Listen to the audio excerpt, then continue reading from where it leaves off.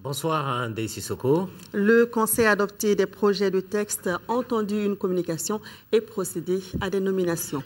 Tout à fait. Mesdames et messieurs, bonsoir, bienvenue. D'abord, au chapitre des mesures réglementaires. Sur le rapport du ministre de l'Économie, des Finances et du Budget, le Conseil des ministres a adopté un projet de décret portant approbation du marché relatif aux travaux de bitumage de la route Bandiangara-Bankas-Koro, frontière du Burkina Faso, tronçon 3, Koro, frontière du Burkina Faso. Le présent marché est conclu dans le cadre de la mise en œuvre de la politique de désenclavement intérieur et extérieur de notre pays. Il porte sur le bitumage du tronçon Koro, frontière du Burkina Faso, d'une longueur de 30,5 km de la route Bandiagara-Bankas-Koro, frontière Burkina Faso. Les travaux à exécuter comprennent la construction et la réhabilitation de la chaussée, la réalisation et la réhabilitation du réseau d'assainissement avec la reconstruction de certains ouvrages existants et la création de nouveaux ouvrages avec des bassins de rétention. Le marché est attribué après appel d'offres au groupement EGK SITAC SA pour un montant de 5 milliards 950 millions de francs CFA environ et un délai d'exécution de 12 mois. Le financement est assuré par la Banque arabe pour le développement économique en Afrique, BADEA, et le budget national. Et sur le rapport du ministre de la Défense et des anciens combattants, le Conseil des ministres a adopté un projet de décret déterminant le cadre organique de la direction des ressources humaines du ministère de la Défense et des anciens combattants.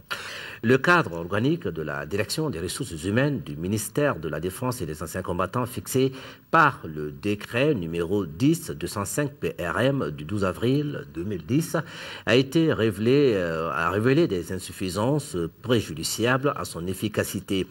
Il a été relevé notamment l'impossibilité de faire appel à d'autres compétences en dehors des forces armées, l'absence de précision des profils des militaires appelés à occuper les différents postes du cadre organique. L'adoption du présent projet de décret a pour objet de doter la direction des ressources humaines du ministère de la Défense et des anciens combattants de ressources humaines compétentes pour faire face sur les 5 prochaines années aux enjeux et aux défis liés à l'administration et à la gestion des personnels des forces armées. Le projet de décret précise le profil des officiers et sous-officiers appelés à travailler au sein de la direction et ouvre le cadre organique et d'autres corps de la fonction publique. Au chapitre des mesures individuelles, le Conseil des ministres a procédé aux nominations suivantes au titre du ministère de l'Agriculture, inspecteur à l'inspection de l'agriculture, M. Yacouba Koulibaly, attaché de recherche, M. Oumar Koulibaly, ingénieur de l'agriculture et du génie rural, M. Aliou Konaté, ingénieur de l'agriculture et du génie rural, M. Abdoulaye Traoré, ingénieur de l'agriculture et du génie rural, M. Draman Diarra, ingénieur des eaux et forêts. Au titre du ministère de l'Artisanat et du Tourisme, inspecteur à l'inspection de l'artisanat et du tourisme, M. Seriba Traoré, professeur principal d'enseignement secondaire. Au chapitre des communications, au titre du ministère de la Justice, le Conseil des ministres a examiné une communication relative aux propositions de réponses, aux recommandations issues de l'examen du Mali dans le cadre de l'examen périodique universel EPU du Conseil des droits de l'homme. L'examen périodique universel EPU est un mécanisme d'évaluation des performances des États en matière des droits de l'homme institué au sein du Conseil des droits de l'homme. Il permet de passer en revue les différentes réalisations et efforts entrepris en vue de la promotion et la protection des droits de l'homme du 21 au 25 janvier 2013.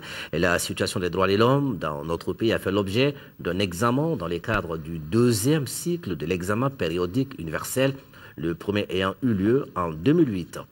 La présentation du rapport dans un contexte de crise institutionnelle et sécuritaire a donné l'occasion de réaffirmer l'engagement de notre pays avec l'appui de la communauté internationale à rechercher des solutions durables qui prennent en compte les droits de l'homme. Le rapport fait état, entre autres, du cadre normatif et institutionnel mis en place pour la promotion et la protection des droits de l'homme dans notre pays, des progrès réalisés ces dernières années en matière de gouvernance démocratique, d'effectivité des libertés individuelles, et collectives, ainsi que des efforts fournis dans les domaines économiques, social et culturels. À l'issue de l'examen du rapport, les représentants des pays membres du groupe de travail ont salué les progrès enregistrés par le Mali en matière de promotion et de protection des droits de l'homme. Ils ont soulevé des questions et formulé des recommandations tendant à consolider l'ancrage des droits de l'homme dans un autre pays. Les propositions de réponse du gouvernement à ces recommandations font l'objet de la présente communication. Elles seront soumises au Conseil des droits de l'homme pour un examen au cours de sa 23e session à laquelle prendra part une délégation de haut niveau de notre pays. Voilà ce qu'il fallait retenir donc du Conseil des ministres de ce mercredi.